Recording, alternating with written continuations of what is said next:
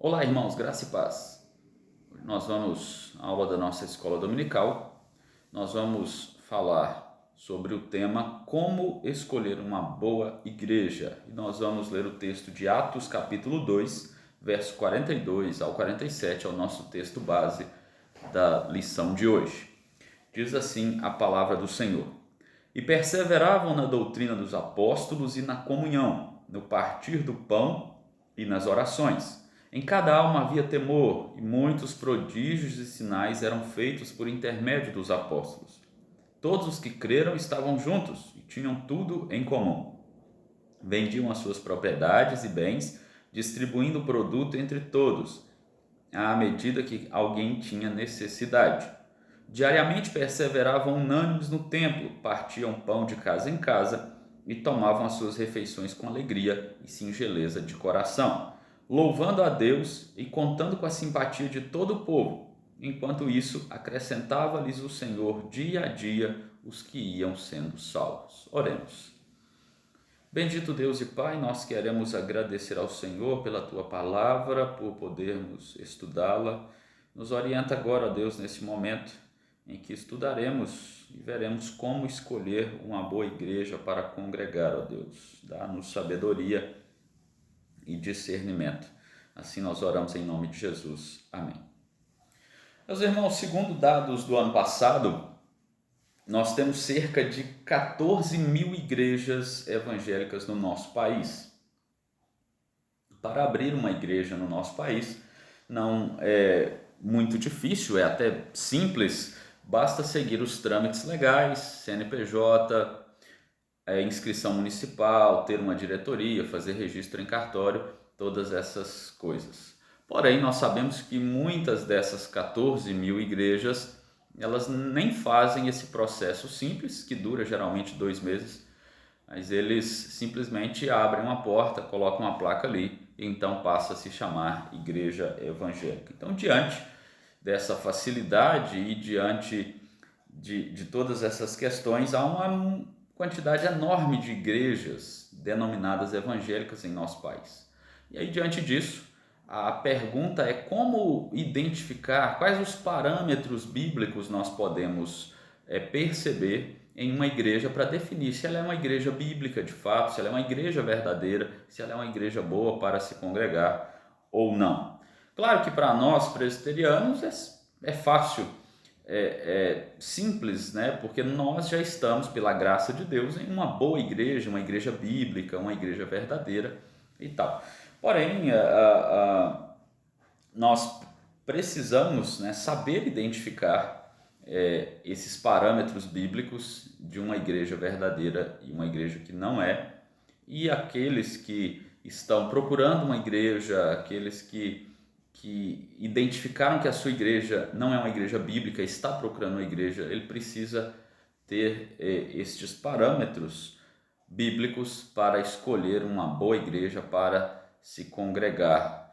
Então, o objetivo da nossa aula de hoje é mostrar as marcas de uma boa igreja ou de uma verdadeira igreja, colaborar para aqueles que já congregam, que eles possam identificar aquelas que não podem ser chamadas igrejas de fato. E, de acordo com o texto de Atos 2, há pelo menos 3 aspectos que uma boa igreja precisa demonstrar. E eles são a devoção ao ensino bíblico, o foco em glorificar a Deus e o amor ao próximo. E nós vamos então passar por esses 3 pontos nesta manhã. O primeiro deles é a devoção ao ensino bíblico. Veja o verso 42 do capítulo 2 de Atos. E perseveravam na doutrina dos apóstolos e na comunhão, no partir do pão e nas orações. Eu quero destacar aqui, perseveravam na doutrina dos apóstolos. Se você voltar ao capítulo 2, você vai ver que acontece o evento do Pentecostes após a ascensão de Jesus. Pedro faz um discurso para a multidão e cerca de 3.000 pessoas são batizadas, se arrependem de seus pecados e passam a fazer parte da igreja. E essa igreja, esse povo todo de Deus está perseverando na doutrina dos apóstolos. Eles estavam buscando com zelo, com entusiasmo, com ânimo, aquilo que os apóstolos estavam ensinando. Mas qual era o conteúdo da doutrina apostólica. Vá comigo ao capítulo 20, o verso 27 de Atos 20, 27, diz assim: porque jamais deixei de vos anunciar todo o desígnio de Deus. Paulo está falando isso aqui como um dos apóstolos de Cristo, ensinar todo o desígnio de Deus. Esse era o conteúdo em que os discípulos, os apóstolos estavam empenhados, ensinar todo o desígnio de Deus. Quando nós vemos para o próprio discurso de Pedro no capítulo 2 e depois no capítulo 3, você vai perceber algumas características deste discurso. Primeiro, ele chama a atenção dos seus ouvintes, na sua grande maioria judeus, para o Antigo Testamento. Por exemplo, no capítulo 2, do verso 17 até o verso 21, você pode ler depois, ele está citando o profeta Joel e mostrando que há uma profecia sendo cumprida ali no Pentecostes. Depois, no verso 22 a 24, ele vai tratar de um tema teológico importantíssimo, a soberania de Deus e a responsabilidade humana. Porque ele fala que Jesus ele foi entregue pelo desígnio e presciência de Deus, mas quem o matou, quem o crucificou, foram os judeus. Mais adiante ele vai falar do pecado deles, ele vai falar da necessidade de arrependimento e também da salvação em Cristo Jesus. Pedro faz isso também no capítulo 3. E você percebe esse padrão de ensinar, de pregar tudo aquilo que está relacionado à palavra de Deus. Não apenas o que estava ali nos discursos de Jesus, por exemplo, mas o que estava no Antigo Testamento. Eles pregam também arrependimento, eles pregam salvação em Cristo, eles apontam o pecado do povo. Então essa é uma marca importantíssima da igreja, ter um ensino que prega todo o desígnio de Deus, que não prega só aquilo que os ouvidos querem ouvir, mas aquilo que a palavra de Deus diz, e por isso havia essa devoção a este ensino. O ensino apostólico nada mais do que o ensino bíblico, o ensino da palavra de Deus, aquilo que Cristo transmitiu a eles, aquilo que já estava registrado no Antigo Testamento, aquilo que o Espírito Santo os conduziu para que pregassem e para que escrevessem também. Veja a segunda carta de Pedro, no seu capítulo 1, no verso 3. Segunda carta de Pedro, capítulo 1, verso 3. Diz assim: visto como pelo seu divino poder nos têm sido doadas todas as coisas que conduzem à vida e à piedade, pelo conhecimento completo daquele que nos chamou para a sua própria glória e virtude. Quero destacar aqui essas palavras.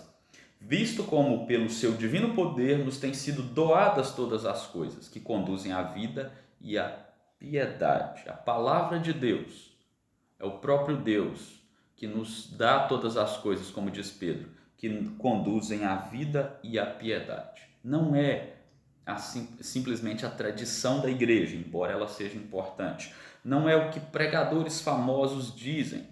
Claro que se eles são bíblicos, eles estão pregando a Cristo Jesus.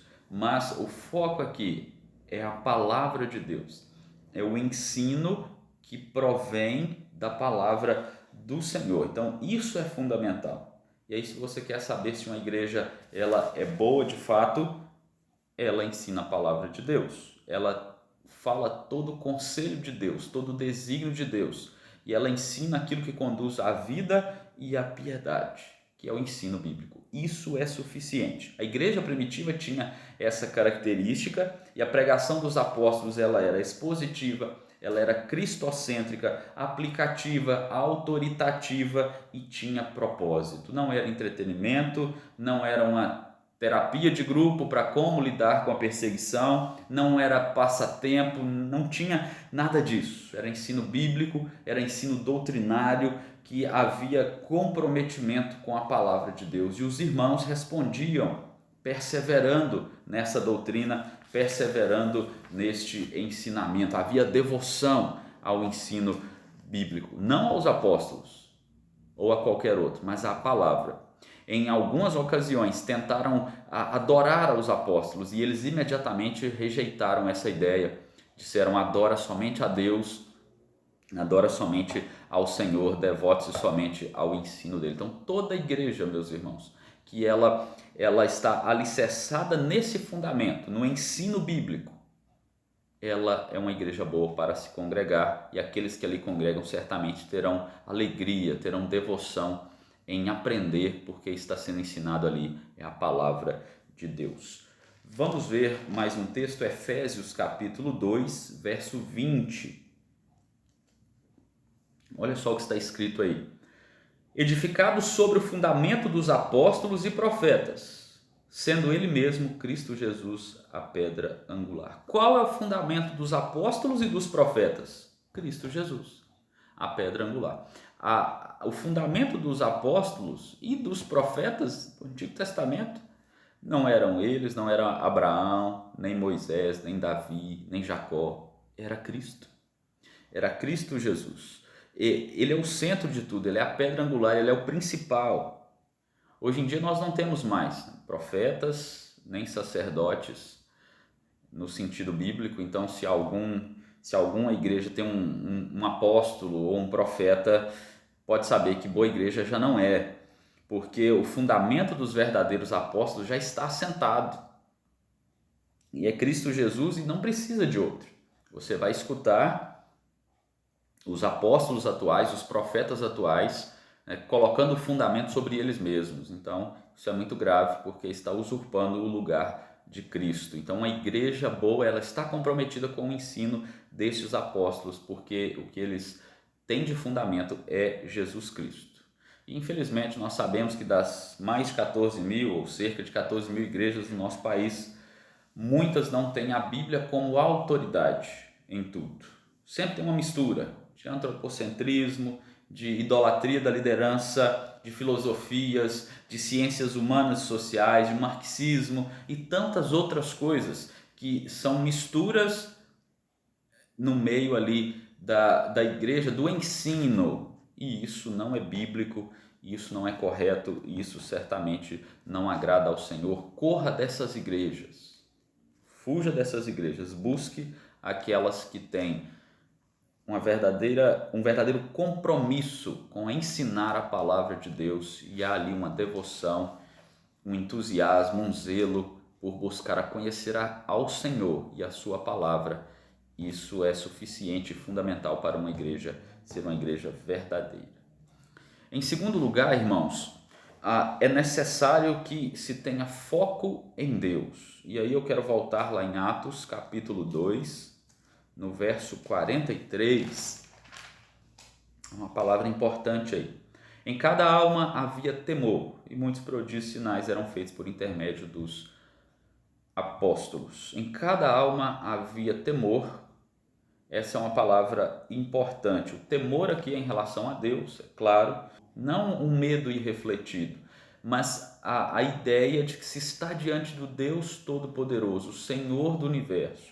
Então havia temor no coração daquelas pessoas, e isso os motivava não a ficar simplesmente amedrontados, com medo de Deus, distantes de Deus. Pelo contrário, a motivação deles em adorar ao Senhor, em focar o seu culto, toda a sua vida em Deus, com muita alegria, uma obediência alegre e contínua, era algo que caracterizava aquela igreja primitiva. Veja comigo o Salmo de número 2, o verso 11, o que diz a Escritura Sagrada. Salmo 2, verso 11, diz assim a palavra do nosso Deus: servi ao Senhor com temor e alegrai-vos nele com tremor. Olha só o que diz o Salmo. Servir aqui pode ser colocado como adorar. Adorai ao Senhor com temor e alegrai-vos nele com tremor. Olha, nós estamos diante do santo e único e verdadeiro Deus, então precisa haver essa adoração com temor diante do Senhor, com devido respeito diante do Senhor. É com alegria, com satisfação, porém não podemos deixar de lado este temor ao Senhor, esse temor correto ao Senhor que havia naquela igreja e que deve haver em nós também, porque assim nós vamos focar corretamente a nossa adoração a Deus e a somente Ele. Olha só, nos dias atuais tem-se uma ideia de chamar a Deus de amigão, falar palavras inconvenientes ao se dirigir a Ele, aquela ideia de dizer que é chegado de Deus, né? As pessoas elas se apresentam falando assim para Deus, né? E aí, brother, beleza, você é o cara. Esse tipo de linguagem, né, que a pessoa nem usaria diante de um juiz, né? E ele quer dizer que isso reflete uma intimidade com Deus, mas dirigir-se ao Senhor dessa maneira é irreverente, é sem temor, não só nas palavras, mas nas ações também é demonstrado essa falta de temor, essa irreverência, e é preciso se atentar a isso, porque a igreja ela deve guardar esse santo e devido temor, reverência ao Senhor nosso Deus, porque é assim que nós devemos nos portar na nossa peregrinação, e isso reflete em um foco centrado na adoração ao Senhor. E a igreja que tem isso, os membros que têm isso, a liderança que carrega esse reverente temor ao Senhor, de fato é uma igreja boa para se congregar. Abra na primeira carta de Pedro, capítulo 1, verso 17. Primeira carta de Pedro, capítulo 1, verso 17. Diz assim a Escritura Sagrada: Ora, se invocais como Pai aquele que sem acepção de pessoas julga segundo as obras de cada um, portai-vos com temor durante o tempo da vossa peregrinação. Olha só o que Pedro está dizendo aqui, né? Se vocês estão invocando como Pai aquele que não faz acepção de pessoas, ou seja, Ele é o Pai de vocês, vocês o servem, vocês são crentes, e cada um deve se portar com temor durante o tempo da peregrinação. Então perceba aí a importância da adoração, do temor, da reverência que irá focar ali somente no Senhor nosso Deus. O foco no homem vai corresponder a uma liderança e a uma igreja, a uma membresia que ela não tem um temor devido ao Senhor, uma reverência ao Senhor, e aí eles vão cultuar, eles vão viver para Deus ou pretensamente para Deus sem nenhum temor, não levando em conta diante de quem estão. E aí nós podemos pensar em um quadro comparativo daquela igreja que é focada no homem e daquela igreja que é focada em Deus. Veja bem essa comparação, certamente você vai identificar aí algumas igrejas que você possa conhecer mais a fundo, se ela está focada no homem ou focada em Deus. A igreja que é focada no homem, ela vai seguir tradições extrabíblicas, ela não vai se preocupar simplesmente em pregar a palavra e somente a palavra, ela vai seguir qualquer tipo de tradição extrabíblica, e daí vem as seitas, vem as heresias e um monte de coisa, e ela não vai se preocupar em pregar somente a palavra do Senhor. A igreja focada em Deus, ela vai lançar fora todo tipo de tradição e não vai colocá-la como bíblica. Ela até pode ser usada como fonte de pesquisa, mas não é a revelação de Deus e não deve ser usada em pé de igualdade com a Escritura. Uma segunda comparação: o foco no homem, o estilo do culto, o ensino, os eventos que a igreja faz vai ser de acordo com o gosto popular, com aquilo que agrada mais aos olhos. Então, por isso você vai encontrar também igrejas focadas no homem, que vai fazer todo tipo de estardalhaço nos cultos, nos encontros, que são uma demonstração de grande reverência para com Deus, para com a sua palavra, falta de temor do Senhor. E eles não vão se importar, porque isso está agradando as pessoas, né? E isso tem enchido o ego das pessoas, e as pessoas estão indo, a igreja está até crescendo talvez, e esse se torna um padrão daquelas igrejas focadas no homem. Agora a igreja focada em Deus, ela vai empenhar-se o máximo para seguir o modelo bíblico de culto. Essa semana nós fizemos a pergunta 50 do Breve Catecismo, e ali fala o que é exigido no segundo mandamento. E a exigência é que se guarde, que se preserve, que se mantenha puro tudo aquilo que está relacionado ao nosso culto, porque tudo aquilo relacionado ao nosso culto a Deus está instituído, da maneira que está instituído na palavra de Deus, é o que nós devemos observar, guardar e manter puros diante de nós. Então a igreja focada em Deus, ela busca cultuar, ela busca adorar a Deus segundo o modelo bíblico de adoração e de culto ao Senhor, somente assim. Um terceiro contraste aí, a igreja focada no homem, ela não aplica disciplina bíblica. Os seus membros podem estar em graves pecados, sejam públicos ou privados, a liderança tem conhecimento disso, mas ela não vai disciplinar, porque ela tem medo de perder o membro, ela tem medo de perder até dízimos, ela não quer se expor, ela não quer tratar aquilo, ela quer passar uma imagem talvez de igreja perfeita e vários outros motivos que a levarão a não ter uma disciplina bíblica. Já a igreja focada em Deus, ela demonstra o verdadeiro amor e obediência a Cristo aplicando disciplina. Quando necessário, a disciplina visa sempre corrigir, exortar, levar a pessoa a refletir sobre a sua vida, sobre o seu pecado, levá-lo ao arrependimento e a mudança de vida. Então a disciplina é fundamental em uma igreja focada em Deus, uma igreja bíblica. Mais um contraste aí, o foco no homem é que a igreja não administra os sacramentos de maneira correta. Então, ou ela tem mais do que os 2 sacramentos instituídos, batismo e ceia, ou ela o faz de maneira incorreta. Já a igreja focada em Deus, ela entende que a palavra do Senhor, que Cristo deu apenas 2 sacramentos, o batismo e a ceia, instituídos por Jesus Cristo. Uma igreja focada em Deus também vai olhar para a palavra e administrar bem sacramentos. E por último, a igreja focada no homem, a pregação ela é vazia, ela é entretenimento, ela nunca é expositiva, ela é sempre uma mensagem de autoajuda, ela é sempre uma mensagem com elementos filosóficos, psicológicos e outras coisas mais, que nunca expõe a palavra de Deus. Somente fala qualquer coisa ali, que talvez sejam até verdades de outras áreas, e enfim, mas ela não tem esse objetivo. Já a igreja focada em Deus, a pregação, ela é uma exposição, ela expõe toda a escritura, né?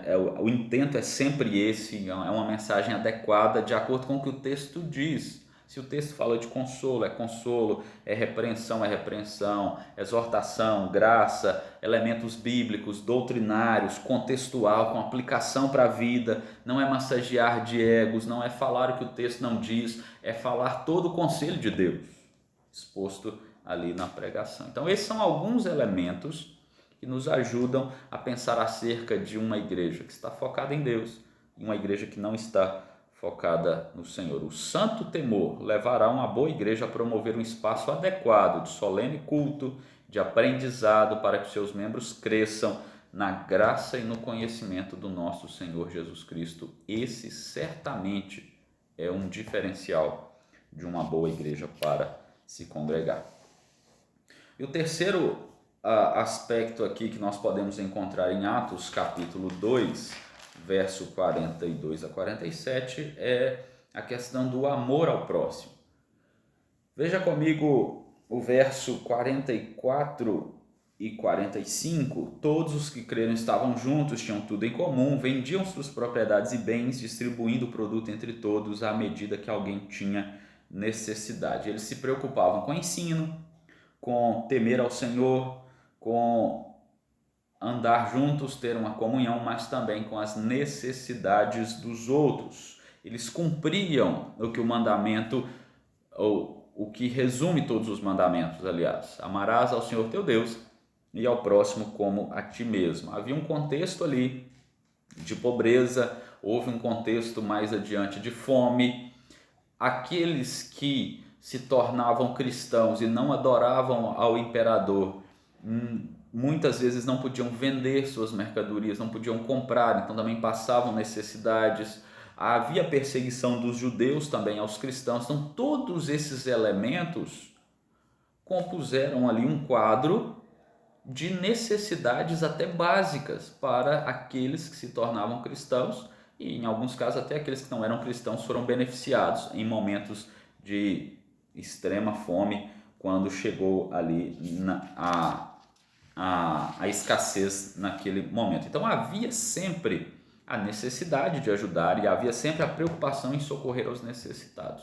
Inclusive, Jesus disse aos discípulos certa vez, né, que os pobres sempre estariam com eles, então sempre haveria quem precisasse de recursos, né? E aqui a gente está falando do amor ao próximo em questão de recursos materiais, né, de necessidades básicas, mas a gente vai falar mais adiante também da questão espiritual aí e tal. Mas o fato é que, fossem da família da fé ou não, aquela igreja estava sempre pronta para estender o braço, para estender a mão ali de amor e graça aos necessitados. Alguns exemplos, por exemplo, em Atos capítulo 4, verso 34 e 35, diz assim: pois nenhum necessitado havia entre eles, porquanto os que possuíam terras ou casas, vendendo-as, traziam os valores correspondentes e depositavam aos pés dos apóstolos. Então se distribuía a qualquer um à medida que tinha necessidade, e aqui inclui aqueles que não eram crentes também. Qualquer um aqui era gente que estava se achegando à igreja e quem não estava ali, mas estava necessitado. Então é sempre bom lembrar, quando a gente lê textos assim, né, que aqui não é um protótipo do comunismo e tal, de distribuição igualitária e etc e tal, contra o capitalismo. Nada disso. É só uma divisão generosa e voluntária que aquela igreja fazia de acordo com as necessidades que haviam. Tá? Só esse adendo aí. Um outro exemplo é em Atos 6, porque quando é convocado aqueles homens para servir à mesa, havia uma necessidade ali. Olha só, Atos capítulo 6. Multiplicando-se o número dos discípulos, houve murmuração dos helenistas contra os hebreus, porque as viúvas dos helenistas estavam sendo esquecidas na distribuição diária. Então, as viúvas eram muito afetadas naquele contexto pela falta de recursos básicos e elas precisavam ser assistidas, e a igreja já estava fazendo isso.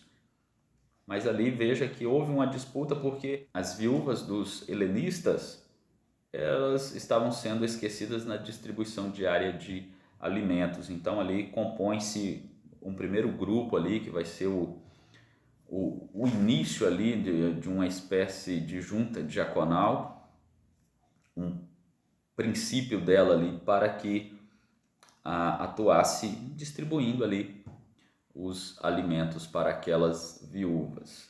Em Atos 11, 27, nós temos mais um exemplo.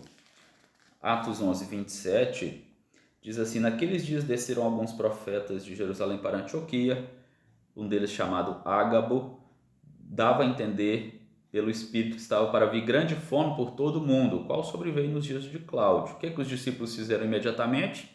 Cada um, conforme suas posses, resolveram enviar socorro aos irmãos que moravam na Judéia, ao que eles com efeito fizeram, enviando aos presbíteros por intermédio de Barnabé e de Saulo. Então, esses são exemplos de como a igreja estava atuando ali para socorrer as necessidades do próximo, e eles faziam isso, claro, se espelhando naquilo que Cristo fazia. Cristo cuidou das necessidades das pessoas, sejam elas materiais, sejam elas espirituais, sejam elas emocionais, de toda ordem, sejam elas físicas. Jesus havia amado aqueles que estavam ao seu redor ali dessa maneira. Olha só o que diz Tiago, capítulo 2, verso 14 a 17.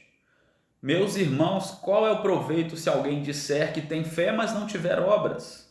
Se um irmão ou uma irmã estiverem carecidos de roupa e necessitados do alimento cotidiano, e qualquer dentre vós lhe disser, ide em paz e aquecei-vos e fartai-vos, sem contudo lhes dar o necessário para o corpo, qual é o proveito disso?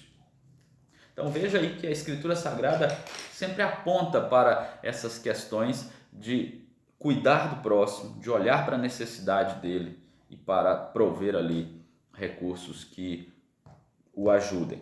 Claro que, como eu disse lá no início desse terceiro ponto, o amor ao próximo ele não é apenas na assistência básica de alimentação, de roupa e outras coisas. Ela é também evidenciada, né, para com o homem na pregação do Evangelho, porque o homem ele não é partes, ele é o homem todo, o Evangelho é para o homem todo, Então a assistência ela precisa vir em todas as áreas que a pessoa precisa.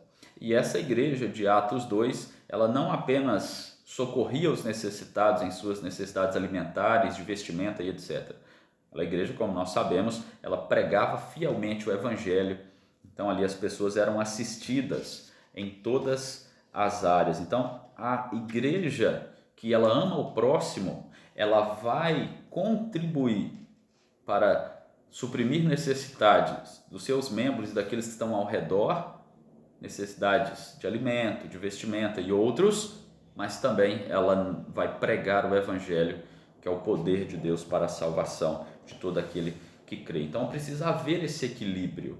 Se a igreja ela só dá a cesta básica, ela só dá roupa, mas ela não prega, ela não é uma igreja, ela é uma ONG, ela é uma espécie de órgão governamental, uma agência de filantropia, algo assim. E se ela também ela prega o evangelho, mas ela se fecha, ela tampa os olhos para necessidades ao seu redor, é aquilo que Tiago está dizendo aqui. Precisa combinar fé e obras. Do que adianta falar que a pessoa vá em paz, coma, vista-se, e se você não oferece isso para a pessoa? Então, uma igreja boa para se congregar, ela equilibra essas duas coisas. Ela vive isso de maneira equilibrada, envolvendo toda a vida do ser humano em suas necessidades. Uma igreja atual que tenha este equilíbrio é certamente uma igreja boa para se congregar. Eu quero concluir o nosso estudo nesta manhã, lembrando aos irmãos como que eu escolho uma boa igreja para congregar. Olha, segundo Atos 2, 42 a 47, essa igreja ela tem que ter um ensino bíblico fiel, precisa haver devoção à palavra de Deus, é preciso que seja ensinado todo o conselho de Deus, é preciso também que haja um foco em Deus, um temor, um santo temor ao Senhor, que leve a igreja sempre a adorá-lo da maneira correta, da maneira que ele prescreveu na sua palavra. E há também a questão que nós falamos agora por último, do amor ao próximo. Nós precisamos amar ao próximo, atendendo às suas necessidades em quaisquer áreas que sejam. Pode parecer arrogante para alguns e até ofensivo quando nós falamos assim, olha, tem igrejas boas e ruins, igrejas verdadeiras e falsas, mas a Bíblia traz os parâmetros para a forma que uma igreja deve existir. E se a igreja não é segundo os padrões bíblicos, ela de fato não oferece um ambiente agradável para congregar, ela não glorifica a Deus e ela não está de fato seguindo a palavra de Deus.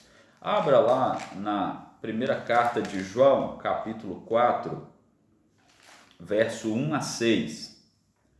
Olha só um critério aqui que João deixa para nós. Amados, não deis crédito a qualquer espírito, antes provai os espíritos se procedem de Deus, porque muitos falsos profetas têm saído pelo mundo afora. Nisto conheceis o Espírito de Deus. Todo espírito que confessa que Jesus Cristo veio em carne é de Deus. Todo aquele que não confessa não procede de Deus. Aí vai continuar o texto e tal. Mas olha só, precisa olhar para todo aquele que está pregando, para toda a igreja que está sendo aberta por aí, se de fato ela é uma igreja bíblica ou não, precisa ser provada, precisa ser examinada segundo o critério da Escritura. Toda igreja precisa passar por esse crivo, né? Se não há ensino bíblico, se não glorifica a Deus, se não ama ao próximo, se os sacramentos não são aplicados de forma correta, se não há disciplina, isso não é uma igreja boa para se congregar. Essa não é uma igreja boa para se congregar. Uma palavra a você que já congrega em uma igreja com todas essas características. Agradeça a Deus pela igreja que você está, pelos seus trabalhos, pelos seus departamentos, pela sua liderança, pelo seu investimento em missões e todas as outras coisas que essa igreja faz. Mas você também, meu irmão, você pode ser um zeloso contribuinte para que essa igreja continue fiel às Escrituras. Você deve participar, você deve estudar, você deve servir nesta igreja. E mais, você deve estar sempre pronto a fazer uma autoavaliação de você mesmo e da sua igreja. Não há igrejas perfeitas, como nós já dissemos, e nós sempre podemos e precisamos melhorar e crescer em Cristo Jesus. E uma palavra àqueles que estão em uma igreja que você já percebeu que não é uma boa igreja, ou que você está procurando uma outra igreja para congregar. Primeiro, corra desse tipo de igreja que não é bíblica. Busque uma igreja bíblica, não é ficando sem, e também não fique sem congregar, não é a solução. Sei que às vezes as pessoas olham para as pseudo-igrejas, né, e falam, toda igreja é assim. Não avalie dessa maneira, né? Não se pode medir uma igreja verdadeira com base em uma igreja falsa. Há sim boas igrejas para se congregar, não apenas na denominação presbiteriana, mas em outras denominações também, igrejas que estão buscando servir ao Senhor fielmente, né? Não somos uma igreja perfeita, mas buscamos ser fiel a Deus, mesmo com nossas imperfeições. E a misericórdia de Deus tem acompanhado certamente a igreja presbiteriana e outras igrejas também, que têm assim buscado servir ao Senhor com fidelidade e com temor, com santo temor e amor ao próximo. Assim, meus irmãos, que o Senhor nos conduza em sabedoria para congregarmos em igrejas adequadas, igrejas boas, igrejas verdadeiras, bíblicas, fiéis ao Senhor nosso Deus. Amém. Eu quero passar para o momento da atividade antes da oração final. Como os irmãos sabem, temos uma atividade ao final de cada lição e eu queria que você fizesse uma análise então de algumas igrejas que temos aí, das 14 mil aproximadamente no nosso país. O que você vai fazer é o seguinte: faça 4 colunas em uma folha qualquer, coloque o nome da denominação.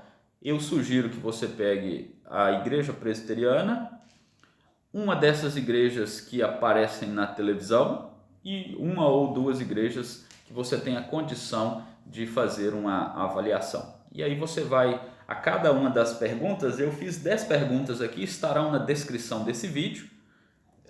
E aí, se você puder responder sim para aquela igreja, você vai marcar lá, vai dar um ticket nesta pergunta. Se você responder não, então essa igreja ela tenha alguma dificuldade aí em ser uma boa igreja para congregar.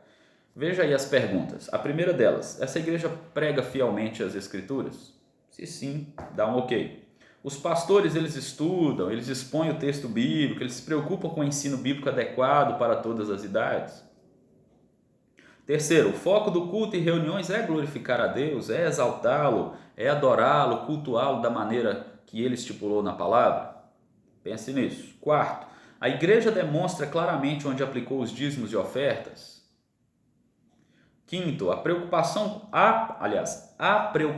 com o próximo por meio da assistência material, espiritual, emocional. Os sacramentos são administrados corretamente? A sexta. Sétima, há disciplina bíblica nessa igreja? Oitavo, há envolvimento com missões? Nono, a liderança entende que é imperfeita, carece de graça e está aberta para ouvir os irmãos? Há muitas lideranças que dizem: olha, não toque no ungido, ele não erra, ele é perfeito e tal. Pense nisso. E a décima, o pastor, ele é um servo e não alguém que diz que é um apóstolo, um profeta, que recebe a revelação de Deus, que é só ele que fala com Deus, esse tipo de coisa. Ou o pastor, ele se identifica como um servo e ele está ali para servir a igreja. Você pode pensar em outras perguntas, essas são algumas que te ajudarão aí a identificar se essas igrejas elas são parecidas com a igreja de Atos 2 e, portanto, boas igrejas para congregar, ou se parece mais com a igreja enganosa e, portanto, nada boa para se congregar. Como eu disse, as descrições, as perguntas, aliás, estarão na descrição deste vídeo. E aí eu peço que os irmãos façam esse exercício. É bom fazermos exercícios assim para pensarmos nas igrejas que estão ao nosso redor, para aconselhar pessoas, né, que porventura busquem igrejas bíblicas para congregar, e até se for o caso de quem está assistindo essa aula, que já está procurando uma igreja, fazer esse exercício vai te ajudar. Que Deus nos abençoe. Vamos orar nesse momento. Senhor, nosso Deus e Pai, nós queremos te dar graças porque o Senhor instituiu, ó Deus, a tua igreja segundo a tua vontade, o teu querer, e deu orientações para que essa igreja busque a fidelidade ao Senhor e à tua palavra. Obrigado, ó Deus, porque há muitas igrejas, há muitas denominações que estão buscando essa fidelidade ao Senhor, que têm sido sustentados pela tua graça e misericórdia e estão vivendo de acordo com o ensino do Senhor. Mas infelizmente sabemos, ó Deus, que há muitas que não estão. E nós rogamos ao Senhor, ó Deus, que aqueles que são pertencentes ao Senhor, que o Senhor os traga, ó Deus, a comunhão com uma igreja bíblica, uma igreja que teme ao Senhor, uma igreja que demonstra amor ao próximo, uma igreja que tem todas as características de uma verdadeira igreja. Que o Senhor, ó Deus, continue a abençoar as igrejas comprometidas com o Senhor, a sustentar a liderança, a sustentar os seus membros, ó Deus, e que essas igrejas continuem a crescer, ó Deus, saudável, crescer, ó Deus, em conhecimento, em fortalecimento, em graça, em compromisso com o Senhor.